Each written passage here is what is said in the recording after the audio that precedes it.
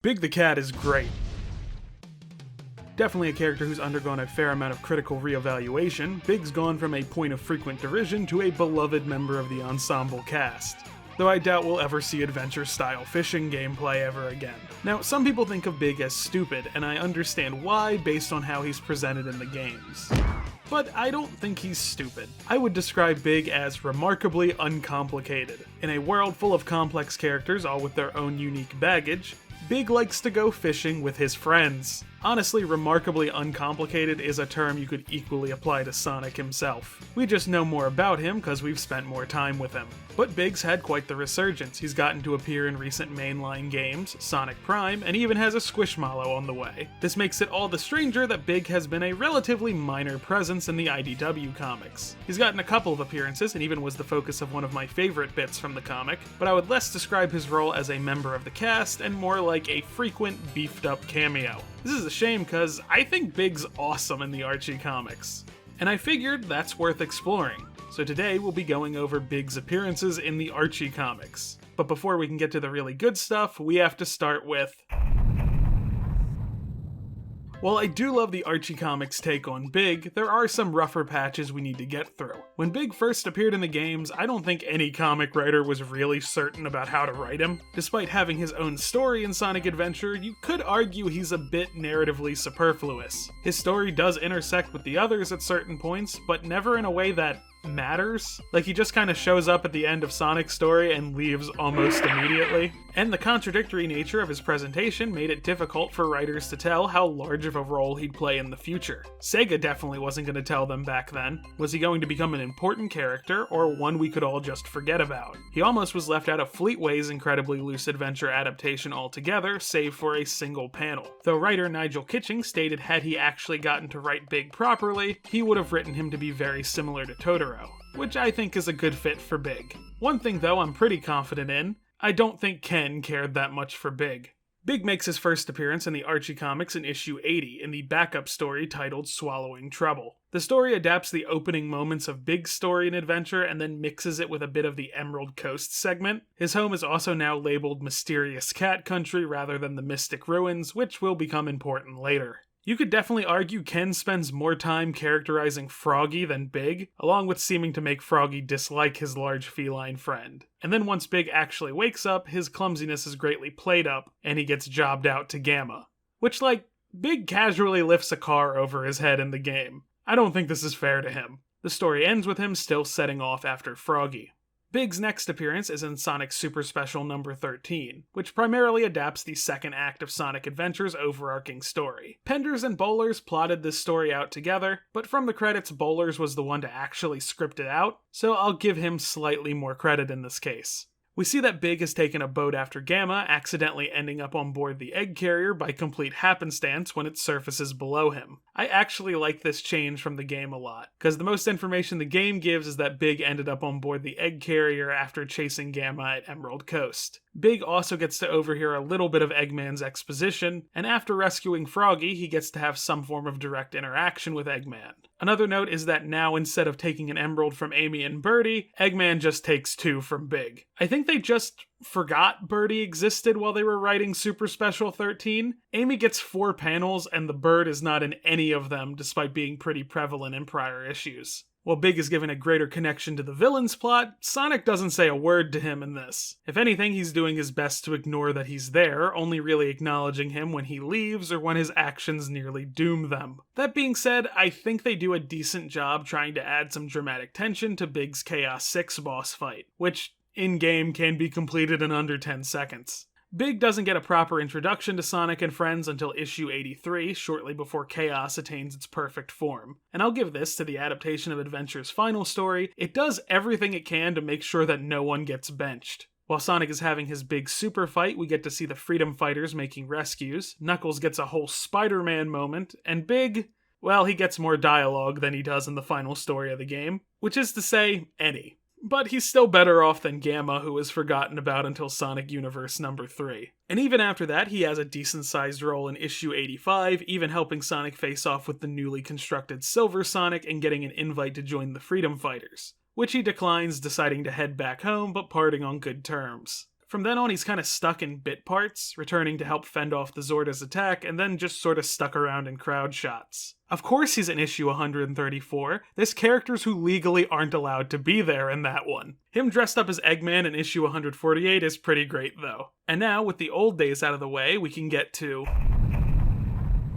Big makes a triumphant, albeit abrupt return in issues 213 and 214. Sonic and Sally are invited to the Wolfpack Nation and are told that their ceremonial item, the ancient onyx, has gone missing, with some suspecting that it was taken by the Felidae, who would be the inhabitants of the mysterious cat country. Just as they're told about this, the city raises an alarm of a Felidae warrior entering the city, only for it to turn out to be Big. Stay back! Don't move! Okay. Sonic immediately steps in to stop his friend from getting skewered, explaining that Big's helped them out in the past. So go ahead and tell these nice folks why you're visiting. To get that special black jewel thing.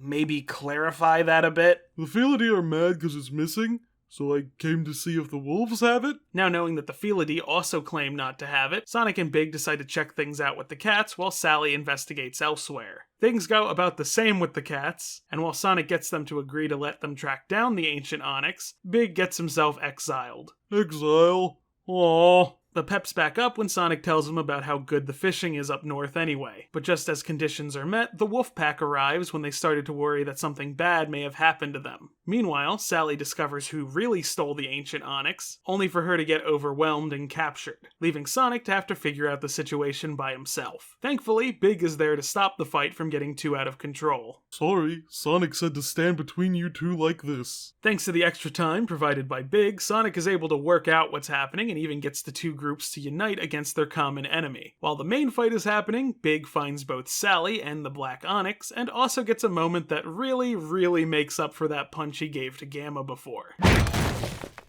Too hard?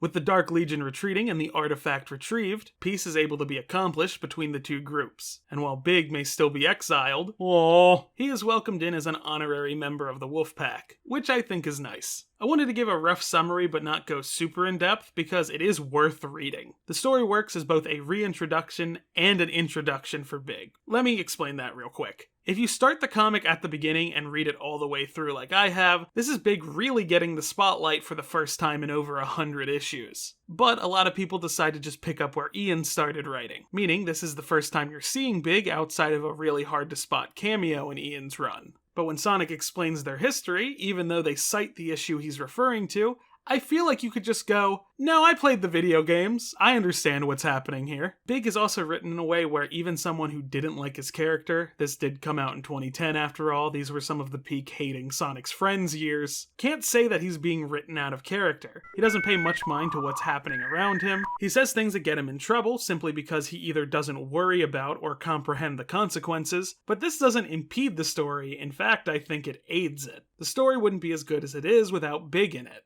Big being remarkably uncomplicated and acting so direct, cause his stated and sincere goal is to make everyone stop being upset, helps focus in the story. The Wolfpack and the Felidae clearly have complex issues with one another, and other characters could get caught up in the specifics.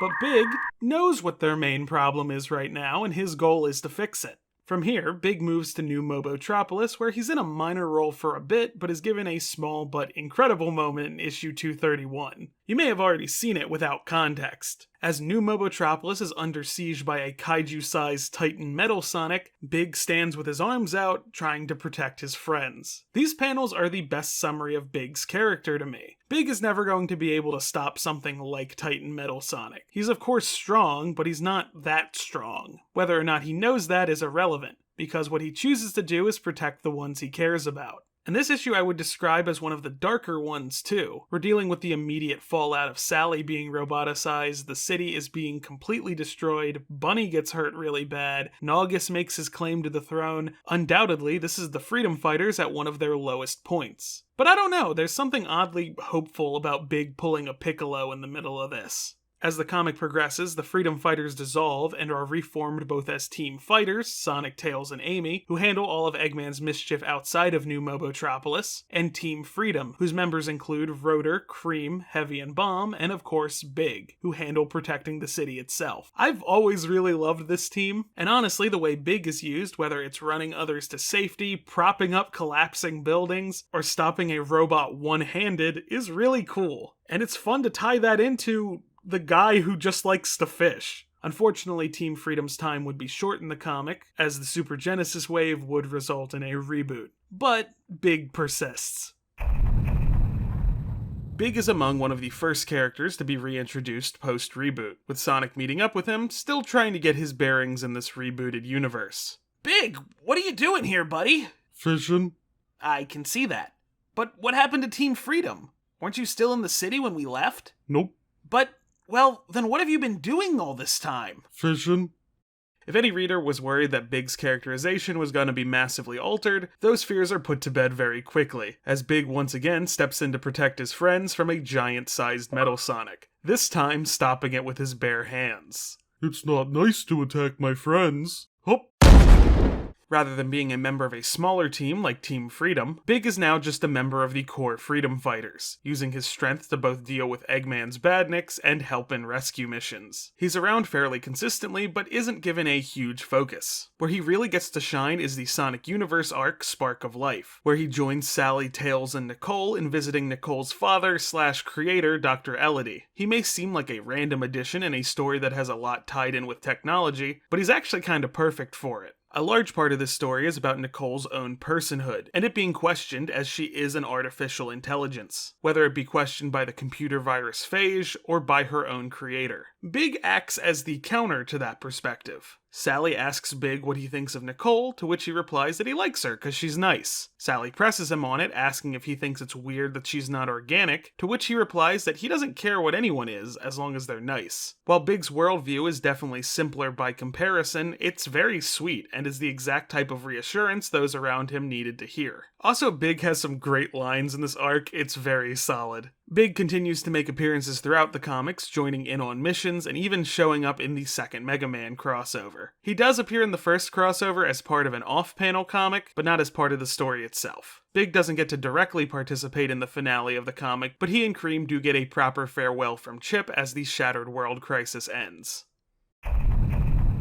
Archie's version of Big the Cat is the way I think Big should be written. Not overly thoughtful, but direct and caring. This isn't to say that IDW hasn't been writing him this way. I think they very much have been. Big's Big Adventure from the 2020 annual is among my favorite IDW stories, and I think it captures what makes him a great character. He's single-minded in his goal of trying to find his friend, not noticing that the world around him is falling apart, but still entirely dedicated to protecting those he cares about without a second thought. And then on top of that single-mindedness and simplistic understanding of the events around him is used to great dramatic effect. Right now, it's more of an issue of not having a place to put him beyond small cameos. Because when he is here, I think they do a great job with him. At this time in IDW Sonic, so much is happening I don't see a way for him to fluidly join the main cast at any point. But hey, anything can happen. I hope I inspired some of y'all to maybe check out some of Big's Archie appearances. I've put together a reading list of his major appearances, and the link to that post is in the description. Thank y'all so much for watching, I hope you all enjoyed it. I personally feel that I struggle a little bit more with covering stuff I love, not because I don't have things to say, but because I want to strike a balance between being informative and encouraging people to check something out for themselves. I never want to be a replacement for the things I love, I'd prefer to just be a gateway to them. I hope I accomplished this. I want to give a shout out to my patrons, whose names are on screen, and a special shout out to my $5 patrons, Ned Rex, and Nate DM990. I'll see y'all in the next video.